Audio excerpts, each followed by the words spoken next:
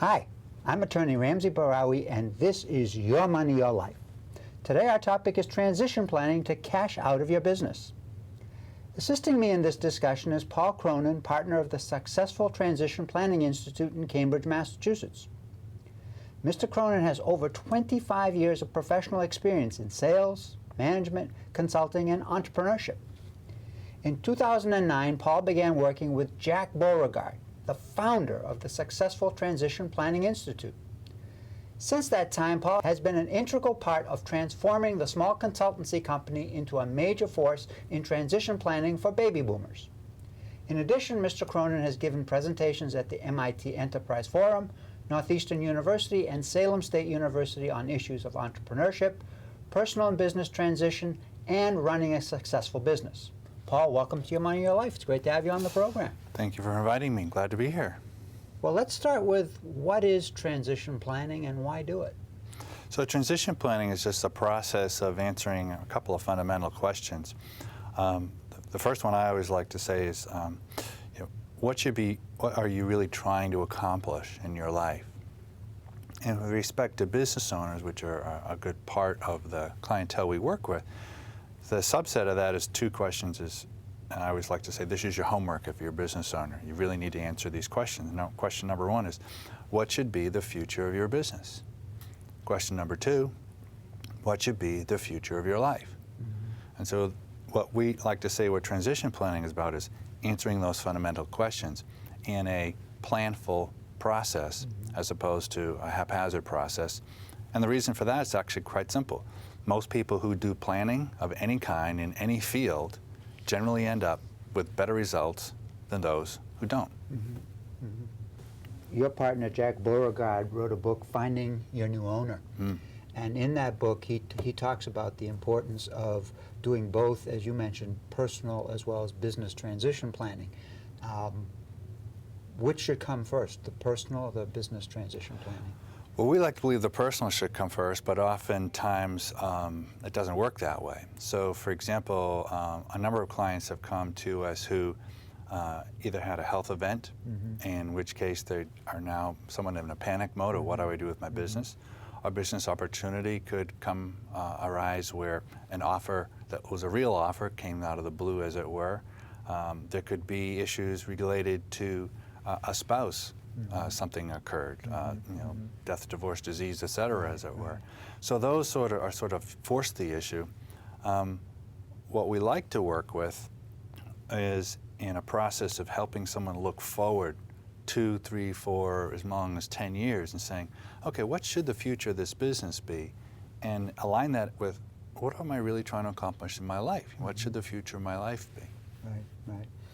Oftentimes business owners really don't think about transitioning. Why do you think that is? Why don't they give it much thought? Well, it's great. It's a lot of it's driven, frankly, by fear. In our research, Jack did research at Harvard University. He realized that there's about 42 different fears that a business owner could sort of suffer from in this process.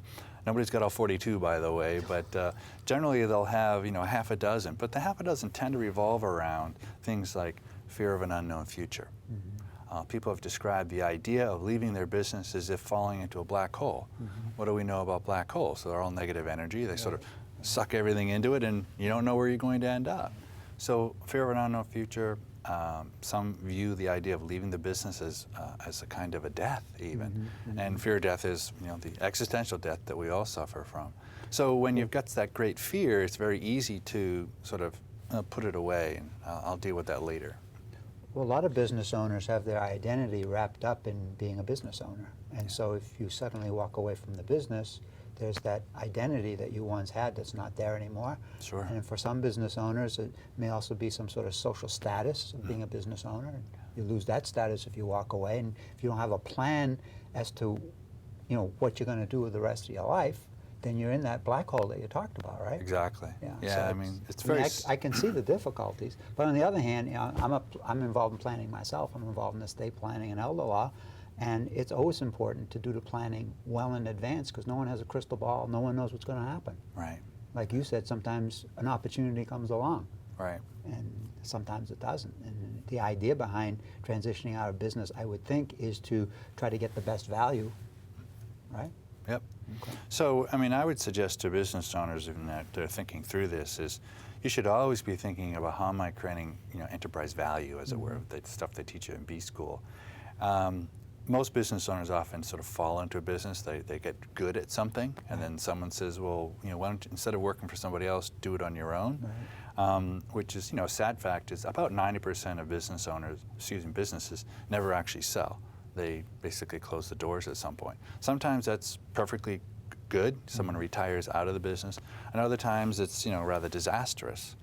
And so if you start thinking now, even at this early stage of the business, and I work with startups sometimes as well, and sort of thinking about this is, how are you going to get out of this business? If you're asking investors to get involved, how are investors going to get out of this business? And when you start thinking about that, instead of thinking of yourself as sort of a craftsperson, I am what I do, right. You change it term, what I do provides an income so that I can do what I want to do in my life. And that starts to split that identity. In terms of transitioning out of a business, is there a difference between various different types of businesses? You have manufacturing businesses and retail businesses and professional businesses. Is there a difference in terms of how one transitions out? On the personal side, not really. Obviously, on the business side, it depends on what your exit options are. If you're in a technology company, generally going to get acquired by somebody else, or they'll buy the intellectual property. If you're in a retail business, this can be somewhat challenging, but if you get the right sort of real estate, someone may actually take the real estate and they may not want the business piece. Okay. In other instances, if you get a professional services organization, it's maybe built more around branding and intellectual property you've built within it and so forth, and that's obviously a field you're familiar with. The sad part is, I say too many people, not so much high tech, but other areas, don't think about creating the enterprise value, so therefore they don't really think about their exit options, and if they spent more time doing it 3, 4, 5 years in advance of when they might leave, the sort of traditional retirement age 65, they can actually create a lot more enterprise value, and that's going to give them more options about whether it's an internal or an external transition. Right. How does someone who's interested in transitioning, somebody who's talked with you, let's say, and says, okay, I need to transition out of the business, how do they even determine a value of that business? How do you go about valuing the business? Sure. So there are a number of ways, but the best way I always sort of start with is take a look at the assets piece of the business. You can certainly run an asset out. If you run QuickBooks, you can figure out some of that stuff. CPAs can help you with this. Professional valuation experts can help you with this. You can also work with business intermediaries who might be a business broker or a mergers and acquisition professional. You can sometimes, depending on the size of the business, work with private equity companies who can also look at that. But what a business is worth is ultimately in the eye of the beholder. Right. So is it, if they call this, several areas, you can be a strategic acquirer, you could be a financial acquirer, you could be sort of an internal transition. And each one of those has a different valuations. And of course, as an attorney, there are many different legal aspects of all of those. But those are some places to start. A lot of folks start with their CPA because the CPA often is the longest relationship a business owner has.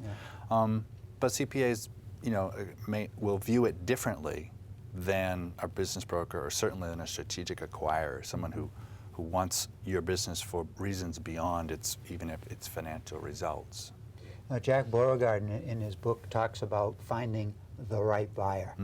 So what does a person who wants to transition out of their business do in order to find the right buyer? What is the right buyer? Sure. So the right buyer, in our view, really stems from that fundamental question of what are you trying to accomplish with your life? And if what you're trying to accomplish with your life includes leaving a certain legacy in the business, certain things you want to happen in the business, then you need to find a buyer who will honor what that is. And other times, it's what you want to accomplish in your life just requires a bucket of money. And in which case, what someone does with the asset you've sold them may actually have no interest to you. You could have an example where, say, you own a manufacturing company, and certain physical assets, certain intellectual assets, and so forth. But you're going to do something profound with your life, and so you could say, well, this is the bucket of money I want from this manufacturing. I don't really care what somebody else does it. They buy it, they shut the plant down, and they take the intellectual property to China and start making product there. So that's a financial outcome. Another decision would be, no, it's really important that the people that I've groomed over many years, I want this. This brand is really important to me. So you may look at a different kind of a buyer. So it's the buyer who you look for, the right buyer, has to be in alignment with your personal goals as well as your business goals. So it's possible that the right buyer could be a partner if you have a partner in the business. It could be a family member. Mm-hmm. It could be an outside party.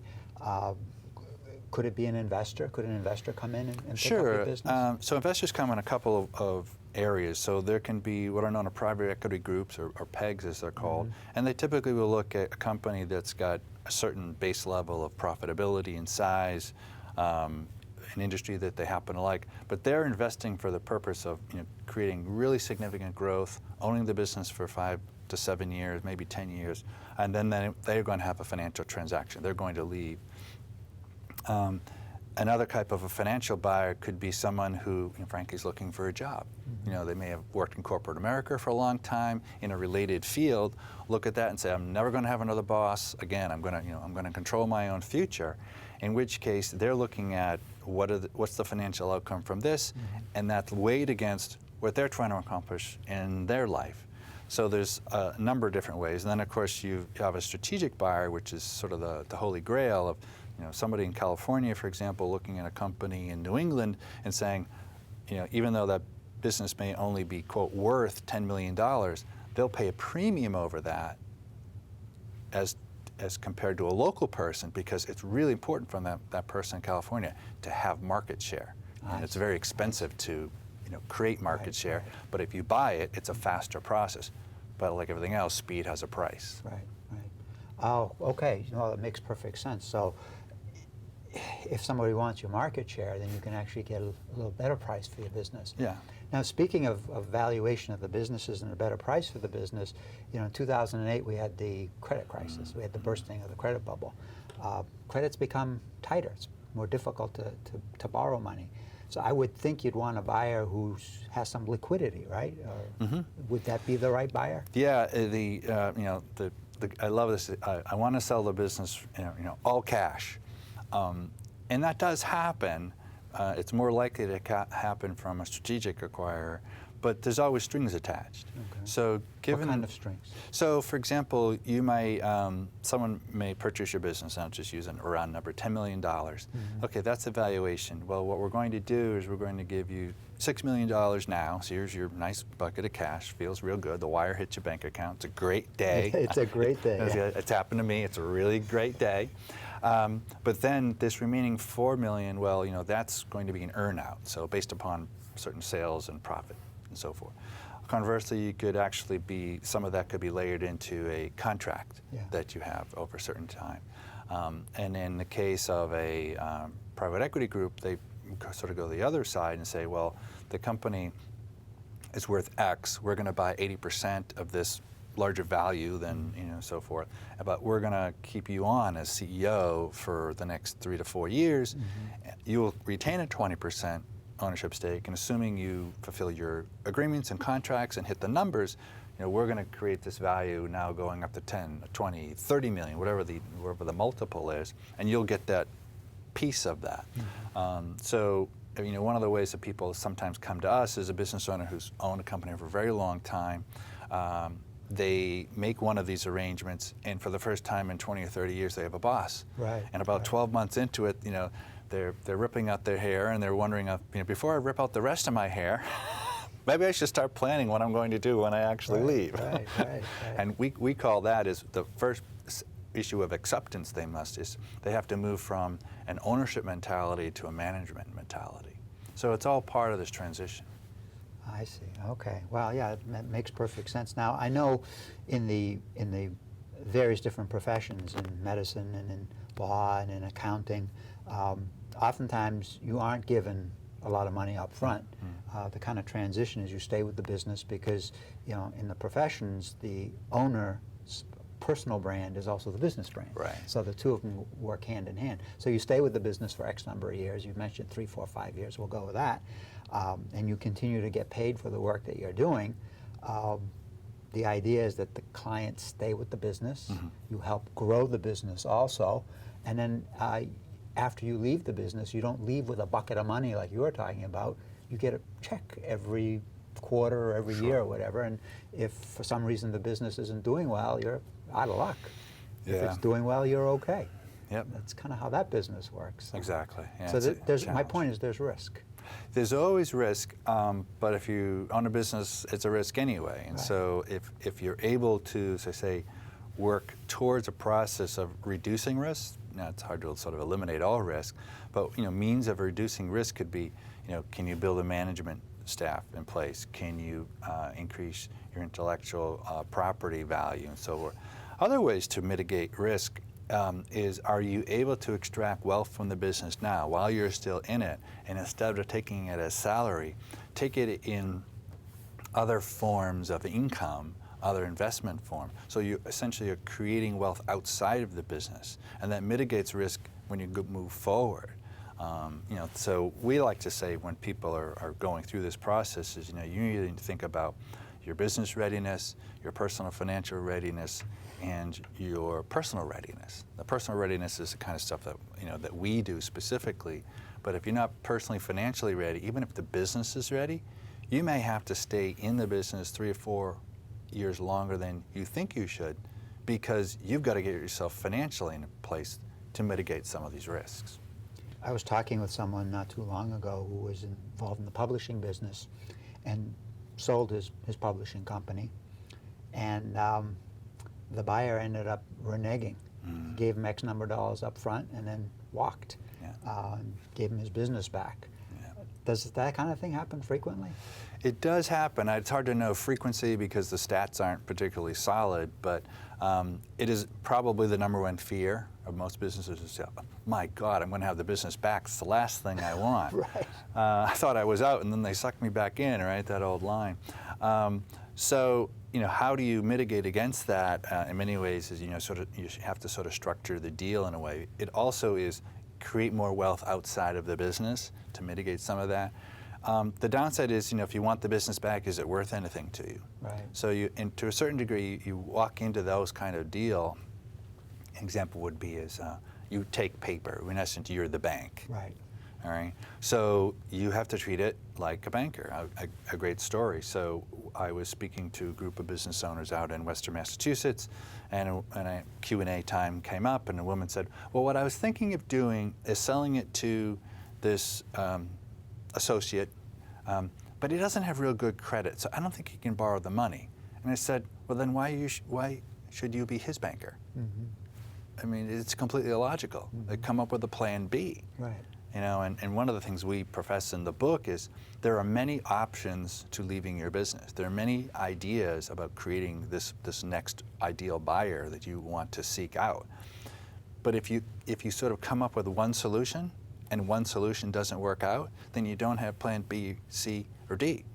Plan all the different options, pick 2 or 3 that work the best, work the one that's the most optimal, but if most optimal doesn't happen, have a plan B.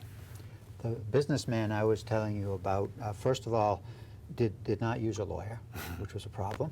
He was a do-it-yourselfer. Number 2, he was wowed by the offer that was made. Sure. He should have probably realized that, you know, if the offer is that good, maybe there's something wrong here. And of course, there was a window. You know, in talking to me, he explained there was a little window in which, you know, the new owners could come in, and they could kind of see how the business was running, and then they could walk, and they walked during that window. Yeah. You know. So But again, he didn't have any advice. You know. Yeah, that's really unfortunate because, you know, there have been a number of studies that have shown that if you pay the right kind of professionals to help you get the business ready, get your personal financial situation ready, and get yourself personally ready, that investment that you make, and these folks aren't going to work for free, all right, but the investment you make, you generally get 2 or 3 times back in increased valuation and mitigation of risk. Cool. So, we have this diagram we like to show in the book, and the shorthand for it is a compass, but instead of north, east, west, and south, we replace it with the words better, matter, last, and happen. Mm-hmm. So better is, what do I need to do to make my business stronger, make it better, all right? So, all right, what do I need to do to make this entire process matter to me so that it's important, all right, that I'm in alignment with whatever I do in the business is in alignment with what I want to do in my life. What do I need to do to make sure that the money I get from this business lasts a really long time, because I could be retired. Most people now, if you retire in your 60s, you're living into your 90s. That's an awful long time to, quote, not have an income, not have a job, as it were. And the last piece is happen, is you've got to have the right kind of professionals to make things happen once you've got these other areas in alignment. So better, mass, last, happen is a shorthand, and I don't know anybody who knows everything about everything.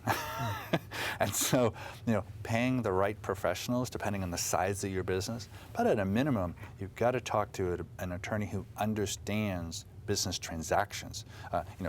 Estate planning law, but would you want someone to hire you to defend them in a criminal case? Probably not the top thing. Right. Same thing when a mergers and acquisition attorney has a different skill set. CPA certainly is somebody you want involved. But if your CPA does not have expertise in business transactions, you have to ask her and say, who do you know who really does business transactions? Because I'm not going to cut you out. I still want you to do my taxes next April.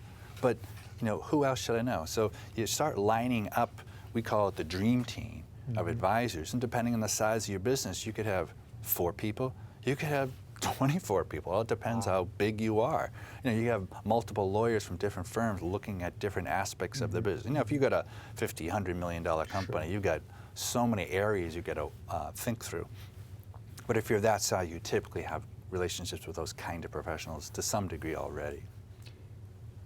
Yeah, I like the way you put it. So it's a dream team, what I would call, you'd have a team of professionals who would work together. You mentioned mergers and acquisition person, a business broker, a lawyer, a CPA. Anybody else that fits into that? Yeah, I often recommend people to have a fresh set of eyes, a business, a management consultant. There are, in particular, people who understand the financial aspects, the sales aspects, and look at various parts of the business and come back to you and say, these are holes in the business, because all businesses have holes. Sure. There's system weakness here, there's operational weakness here, there's financial weakness here. But you also want that person to be able to either do the work to fix those things or bring the people in place to fix those things, because that mitigates risk. Another type of professional that's sort of an emerging field is an exit planner. And exit planners often come from business brokerage. They also come from business consulting. And in either way, they understand, here are a dozen different ways you can leave your business. But they will also tend to poke at you some of these questions about, by the way, Ramsey, what are you really trying to accomplish with your life here? Because that's going to dictate which of these options work best for you. Sure. So they want to know what are your goals, what are your objectives, right? Basically. Okay. As I say, your dream team ought to be able to answer those 4 questions. What do I need to do to make my business better? What do I need to do to make this process matter? What do I need to do to make this last, to create some wealth? And what do I need to do to make it happen? Who helps me answer those 4 questions? That defines your dream team. And I think it's important for everyone to understand that a person who's exiting the business and transitioning out has to understand that the value that's been built up in the business, once it's passed on to the new owner, it needs to cover the cost of the exiting owner and the lifestyle of the owner coming in, right? Oh, sure. Yeah. So, I mean, the business needs to grow. And that leads me to my next question about employees. How do you know if the employees will continue to work hard and help the business grow? Sure. That's a great question. So there are a lot of different ways to work it. People sometimes, I want to offer them equity. There's some upsides and downsides to that. A more simplified way might be to look at creating stay bonuses. And you collect a certain amount of people at the top of the organization and say, you're really important to me, let me know, I'm going to let you know these are some options I'm looking at, and giving them financial incentives. The opposite term for that is golden handcuffs. Right. So you want them in place, And in some cases, the new acquiring people may say, well, not only will you get the stay bonus, but we're going to give you this new incentive plan or salary structure, what case. So they look at I can appeal to some gold, as it were. Maybe it's autonomy, maybe there's a variety of things. What are people motivated by? Good place for us to start. You've built your business, you're proud of it, and you should be. But you don't have a business exit strategy. Is that because the thought of cashing out of your business is too difficult to bear? Consider that your inaction may come with serious consequences. Consequences such as failing to realize the value of your business and therefore missing out on a smooth transition to a dynamic retired lifestyle. But by planning ahead, you could transition out of your business while realizing meaningful return for yourself and your family. Today we learned from Paul Cronin that business and personal transition planning should be viewed as a natural part of a business owner's journey. As such, transition planning is critical. Moreover, the process of transitioning out of your business can very well be an exciting time, a time filled with delightful thoughts of planning for the next phase of your life, funded by the successful business you built. However, as Paul Cronin warned, don't go on this journey alone. Rather, surround yourself with a team of professionals, a business consultant, an accountant, and an attorney. Let these professionals ask the tough questions and successfully guide you through the process. To make sound transition planning decisions, educate yourself. A good place to start is the highly acclaimed must-read book, Finding Your New Owner for Your Business, for Your Life. For in the words of Ben Franklin, an investment in knowledge always pays the best interest. In closing, I'd like to thank my guest, Paul Cronin. Paul, thank you for being on the program. And as always, thank you to you, our viewers, for watching Your Money, Your Life. My name is Attorney Ramsey Bahrawy, Building Your Trust.